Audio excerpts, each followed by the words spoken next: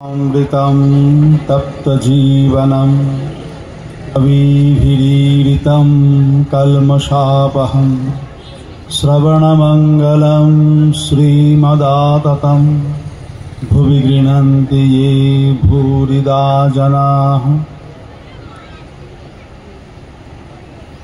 मंचे उपविष्ट प्रथमेই प्रणाम জানাই परम पूजनीय श्रीमद स्वामी दिव्यानंद जी महाराज। तारपरे आमादेर मंचे उपविष्ट रयेछेन स्वामी दुर्गात्मानंद जी, स्वामी ज्ञानलोकानंद जी, स्वामी एकव्रतानंद जी, स्वामी रीतानंद जी महाराज एवं आमार एकजन सन्यासी भाई सकलके आमार भक्तिपूर्ण प्रणाम जानाई एवं आपनादेर श्री ठाकुरेर सन्तानदेर जानाई आमार सशक्त नमस्कार। आमरा कथामृत पाठ करছি। कथामृत सम्बन्धे सबाइके जाना आछे आपनादेर जे एकजन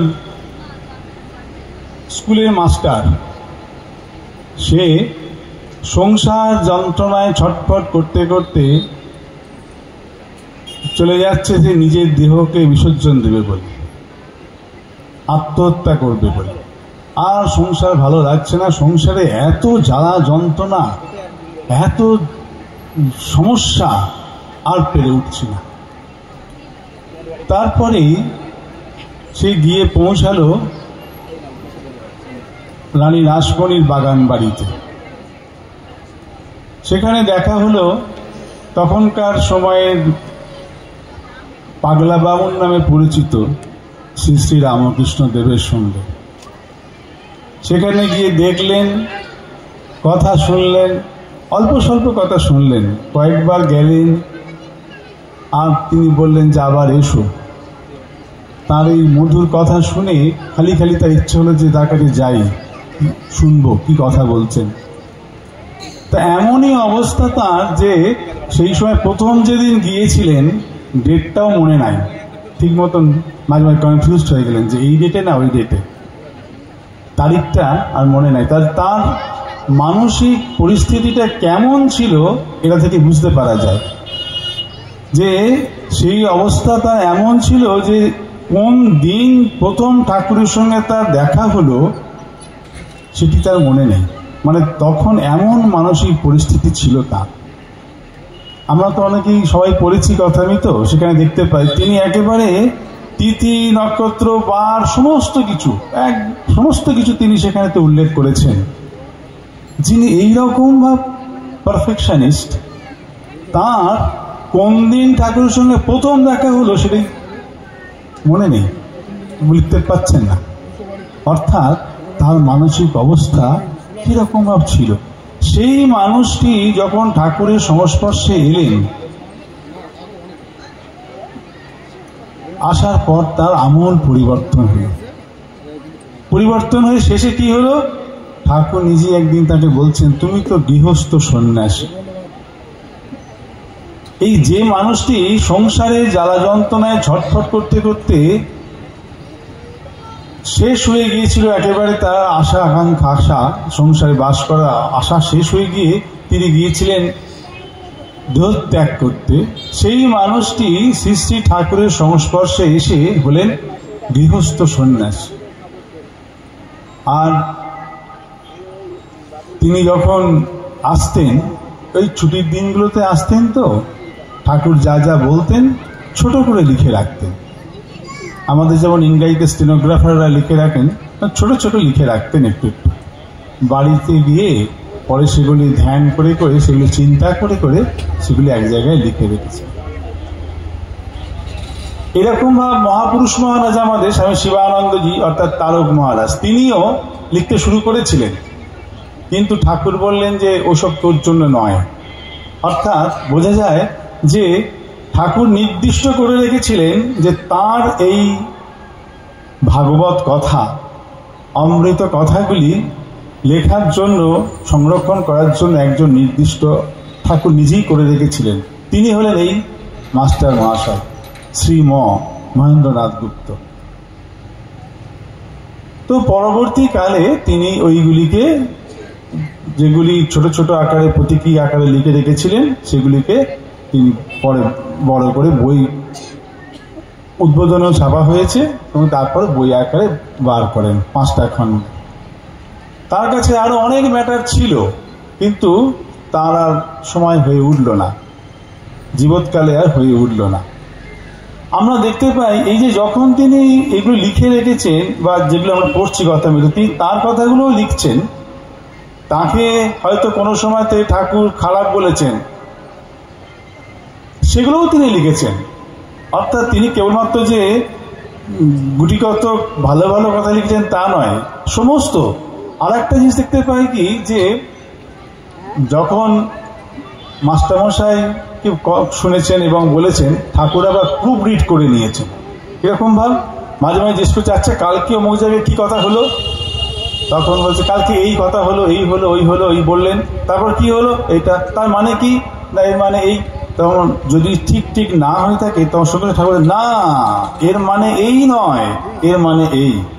অর্থাৎ যিনি কিনা এই যুগের ভাগবত রচনা করছেন, ভাগবত লিখছেন, সেটি ঠিক ঠিক হচ্ছে কিনা, সে ঠিক ঠিক বুঝেছে কিনা, সেটিকেও তিনি পরীক্ষা করে নিচ্ছেন। তিনি পরীক্ষা করে তারপরে দেখে নিচ্ছেন যে হ্যাঁ ঠিক ঠিক বলেছ, হ্যাঁ ঠিক বলেছ, এটা এইভাবে তিনি লিখছেন। তো এই আমরা কথামৃত সম্বন্ধে আরেকটি কথা বলে নিই। আমরা দেখি রাজা মহারাজ স্বামী ব্রহ্মানন্দজি ঠাকুরের মানসপুত্র, তিনি বলতেন যে যদি কেউ 12 বছর নিষ্ঠা সহকারে কথামৃত পাঠ করে তাহলে তার জ্ঞান লাভ হয়ে যাবে। মাধবানন্দজি মা যে কথা বলতেন, এবং সত্যি সত্যি এই কথামৃতের মধ্যে যা রয়েছে সর্বশাস্ত্রের সার এখানে রয়েছে, এবং একদম সহজ সরল ভাষায়, যেটি মানুষ বুঝতে পারবে। আর এর মধ্যেই ঠাকুরের কথা, এটি সাধু সঙ্গ, শাস্ত্র সঙ্গ, ইষ্ট সঙ্গ, তিনটে একসঙ্গে হতে পারে এই কথামৃত পাঠের দ্বারা। তো এই কথামৃত পাঠ করলে কেউ যদি 12 বছর নিষ্ঠা সহকারে কথামৃত পাঠ করে তাহলে তার জ্ঞান লাভ হয়ে যাবে, মনুষ্য জীবনের যা উদ্দেশ্য তা প্রাপ্তি হয়ে যাবে। এবং এটি সত্যি সত্যি এমন ঘটনা আছে যে সত্যি এরকম হয়, তার উদাহরণও পাওয়া যায়, সেটি পরে সময় থাকলে বলবো। এখন আমরা আসল জায়গায় আসি।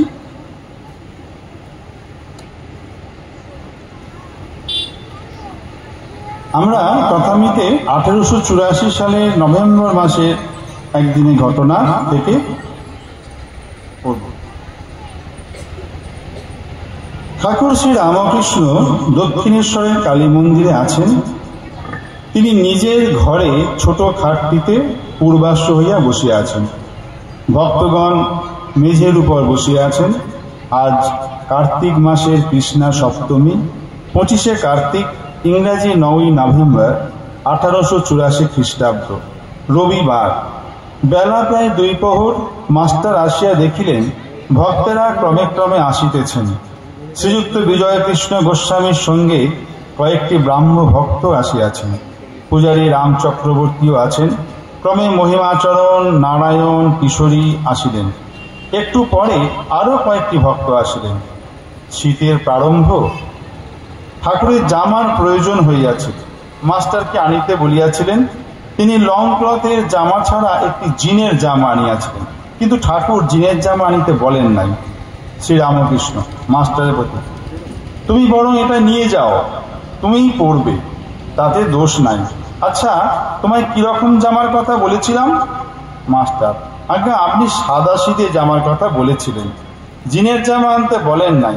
শ্রীরামকৃষ্ণ, তবে জিনেরটাই ফিরিয়ে নিয়ে যাও। যেহেতু তিনি বলেননি অথচ মাস্টারমশাই নিয়ে এসেছেন, তিনি ওটাকে নেবেন না। যতটুকু দরকার ততটুকু, একটি জামা দরকার, ওইটি সাধারণ জামা, ওইটাই নেবেন, অন্যগুলো আর নেবেন। সেদিকে মাস্টারমশাইকে বলছেন ফিরিয়ে নিয়ে যাওয়ার জন্য।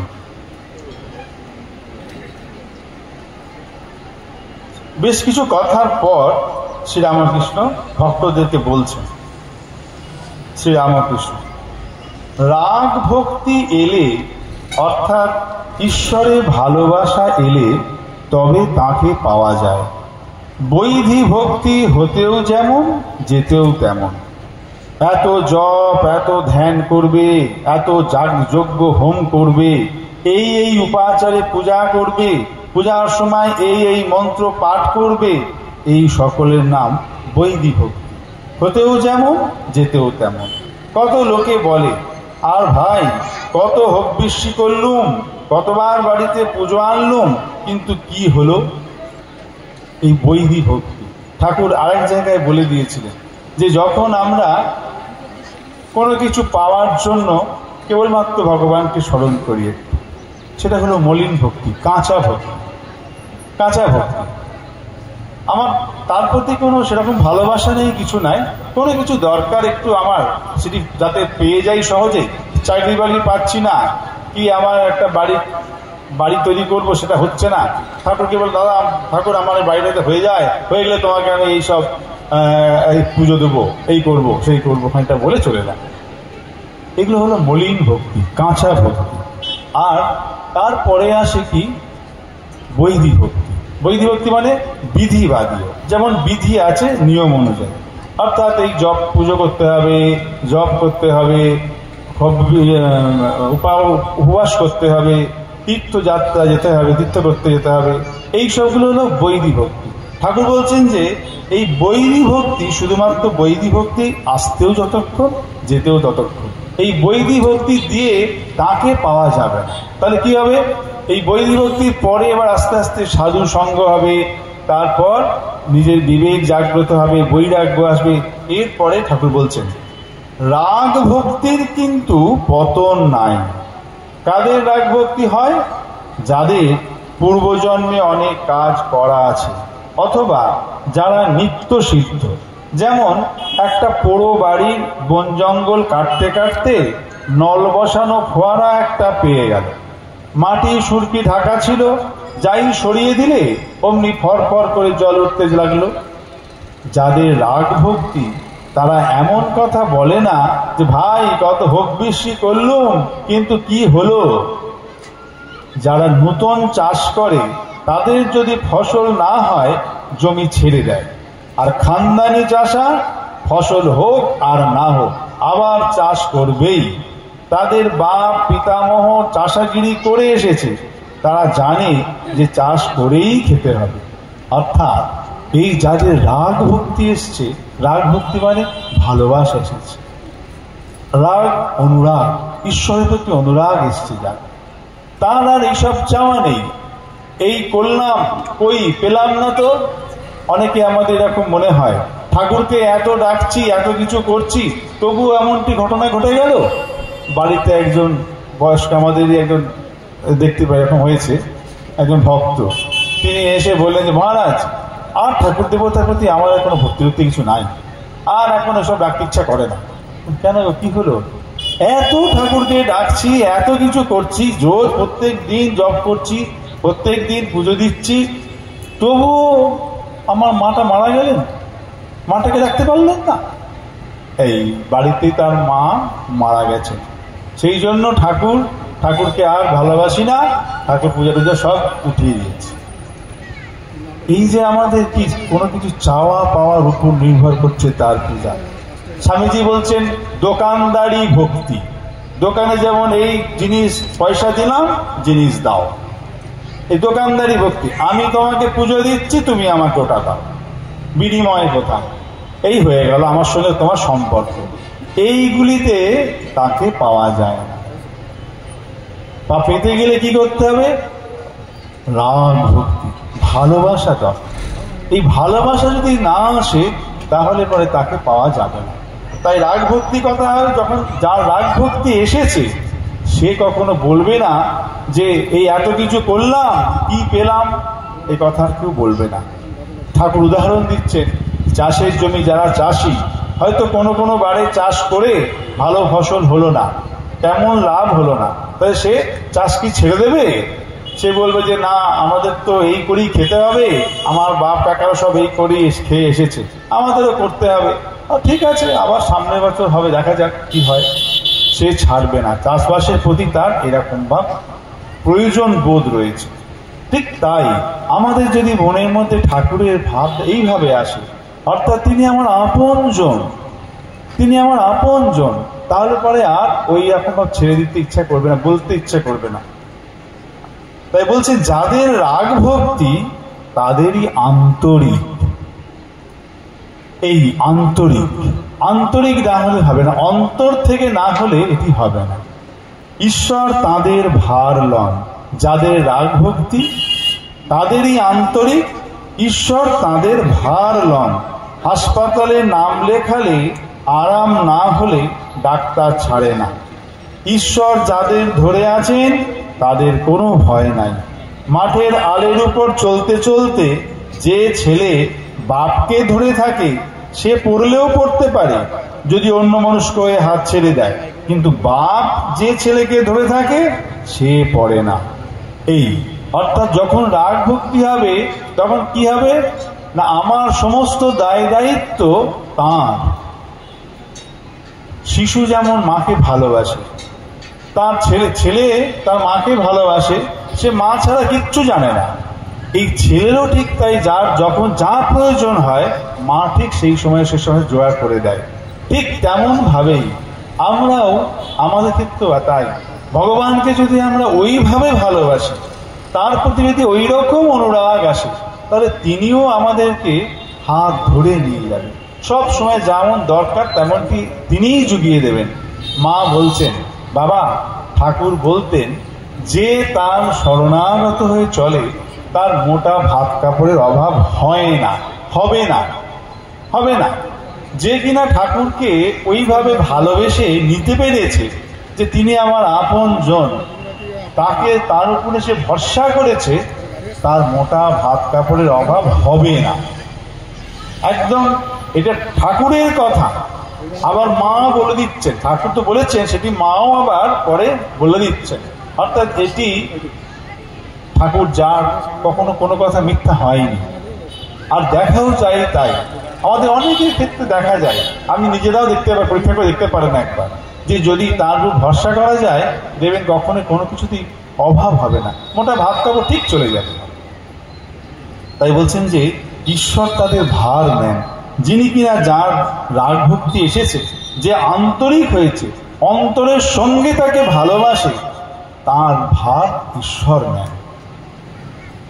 ঠিক যেমন ভাব ওই মাঠের আল দিয়ে যাচ্ছে, সঙ্গে ছেলে আর বাবা। ছেলেটি যদি বাবার আঙুলটাকে ধরে থাকে তাহলে কেমন হবে? কোনো কারণে যদি পাটা আলের পাশে পড়ে যায় তাহলে ছেলেটি পড়ে গেলেও যেতে পারে। কেন না বাবা ধরেনি, ছেলে ধরেছে, ছেলের হাতটা ছেড়ে গেল আর পড়ে গেল। কিন্তু বাবা যদি ছেলের হাত থেকে ধরে থাকে তাহলে ছেলে যদি পড়েও যায় সঙ্গে সঙ্গে ধরে, কেননা বাবা ধরে আছে তো, পড়ার কোনো ভয় নেই। পা ফসকে গেলেও, আল থেকে পাশে পড়ে গেলেও বাবা সঙ্গে সঙ্গে তুলে নিয়ে আবার তাকে নিজে নিয়ে নেবে, করতে দেবে না।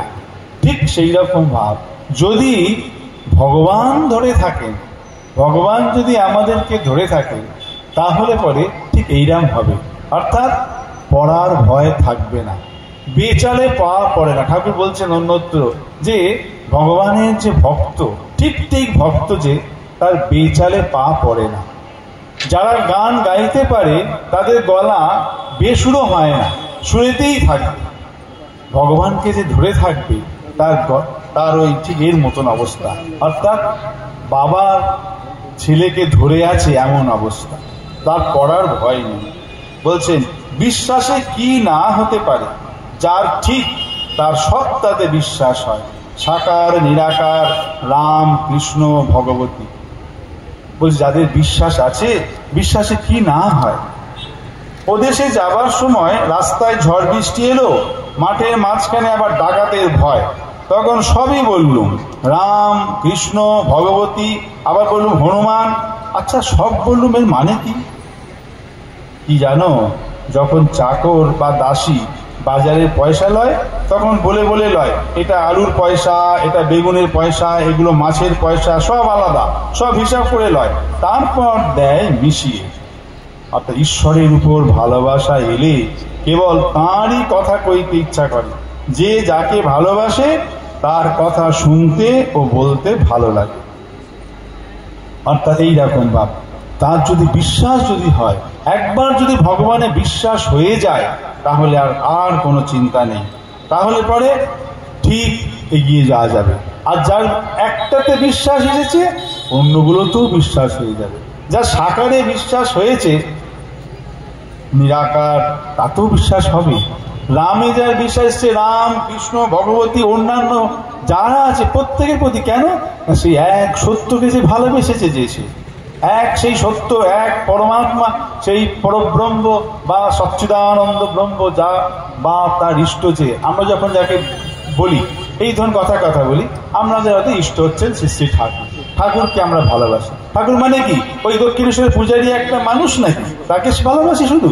তা তো নয়।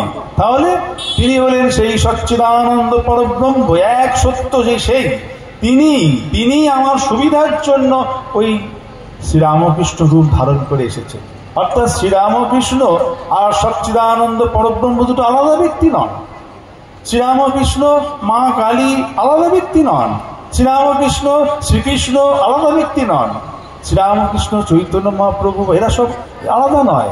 সেই এক সচ্চিদানন্দ পরব্রহ্ম, যিনি যে এক সত্য, তিনি সেই জন্য একবার যদি বিশ্বাস হয়ে যায়, সবেতেই বিশ্বাস হবে। তখন তার আর এইখান থেকে চলে যাবার আর ভয় থাকবে না। সংসারী লোকেদের ছেলের কথা বলতে বলতে লাল পড়ে।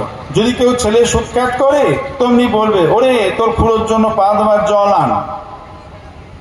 ছেলের কথা যদি কেউ বলে ভালো, এই খুব ভালো ছেলে, আমার নিজের ছেলে সম্বন্ধে কেউ বলছে, তো তখন তার প্রতি খুব ভালো। ঠিক সেরকম ভাব আমরা দেখতে পাই, যদিও ঠাকুরের ক্ষেত্রেও এমন ভাব, ঠাকুরও তাই করতেন। নরেনের সম্বন্ধে কেউ গুণ গাইছে, নরেন খুব ভালো লোক, সঙ্গে সঙ্গে ঠাকুর বলছেন যে ওরে নিয়ে আয়, মিষ্টি নিয়ে আয়, ওজন খাবার নিয়ে আয়। কেন না? নরেনের গুণ গেয়েছে। আমাদের এরকম হয় স্বাভাবিকভাবেই।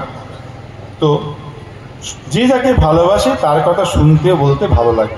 সংসারী লোকদের হলো যারা পায়রা ভালোবাসে, তাদের কাছে পায়রা সুখ্যাত করলে বড় খুশি। যদি কেউ পায়রার নিন্দা করে, তাহলে বলে উঠবে, তোর বাপ 14 পুরুষ কখনো কি পায়রা চাষ করেছে? এই অর্থাৎ ভগবানকে যদি ভালোবাসি, তাহলে কেউ যদি ভগবানের কথা বলে, তখন তার প্রতিও আমাদের ভালোবাসা আছে, তার সাথে ভালো লাগে।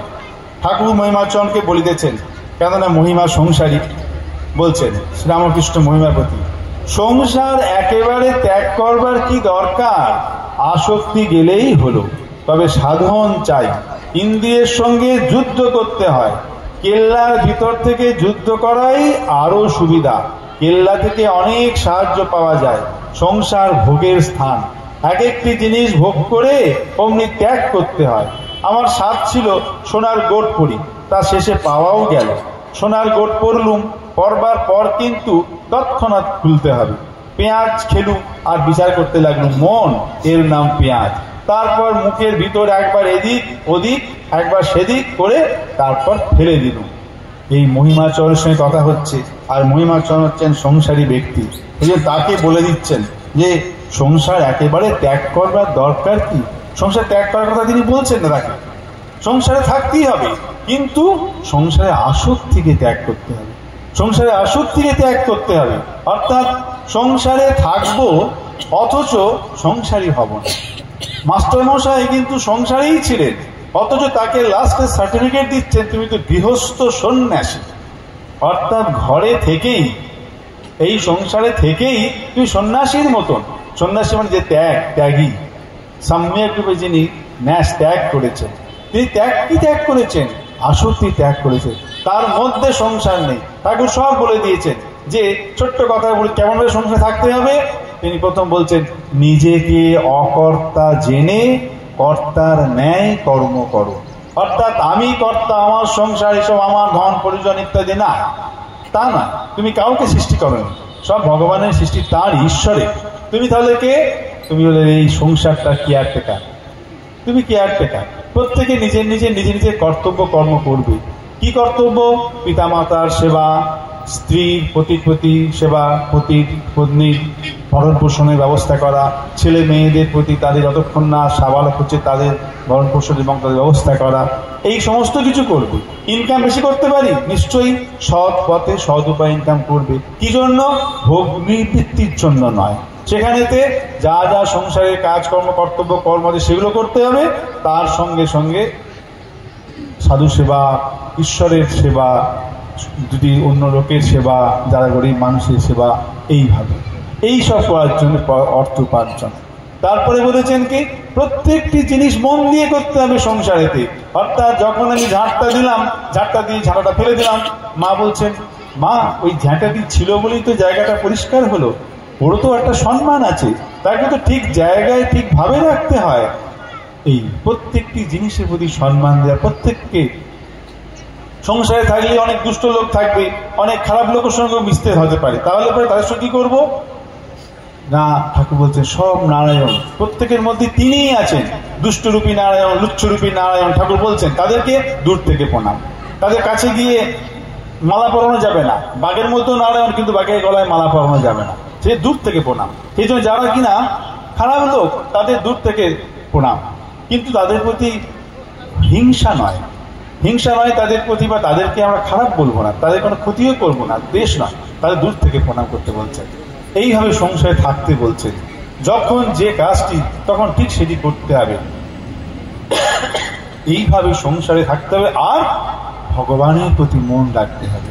একটি প্রথমে একটি হাত সংসারে, আর বাদ বাকিটি ভগবানেতে। তারপর দুটো হাতই ভগবানকে ধরতে হবে। আর ঈশ্বর এই সংসারটিকে, তখন আর সংসার আলাদা ভগবান আলাদা হবে না, তখন সংসারটার মধ্যেই ভগবান। কেননা ভগবানের তারই সংসার। যা কিছু করছি, এই যে বলো যে কর্তা জেনে করতে, কি করে করব না? বাড়িতে কর্তাকে ওই বসে আছে, ঠাকুরমা বসে আছে, তিনি আমার কর্তা আর কর্ত্রী। তাহলে কি করে বুঝবো? প্রত্যেকদিন সকালবেলা একটুখানি নকুলদান আর এক গ্লাস জল দিয়ে দিলাম আর হয়ে গেল, তোমার কাজ শেষ, তুমি কর্তা বসে বসে খাও আর আমি নিজের মতন কাজ করি, তা হবে না। প্রত্যেকটি কাজ করার আগে তাকে কি বলতে হবে যে আজকে এই আছে, এই আছে, এই করবো, তুমি ঠাকুর দেখো, তুমি করিয়ে নিও যা যা করার আছে। আবার হয়ে গেলে আবার তাকে বললাম যে কর্তাকে যেমন বলতে হয়। বাড়িতে যিনি কর্তা থাকেন তাকে কি করি আমরা? তাকে আমরা প্রত্যেকটা কাজ বলি, বা তিনি আমাদেরকে বলে দেন, বা তখন শেষ হয়ে গেলে আবার তাকে রিপোর্ট করি, সেরকম তার কাছে রিপোর্ট করতে হবে।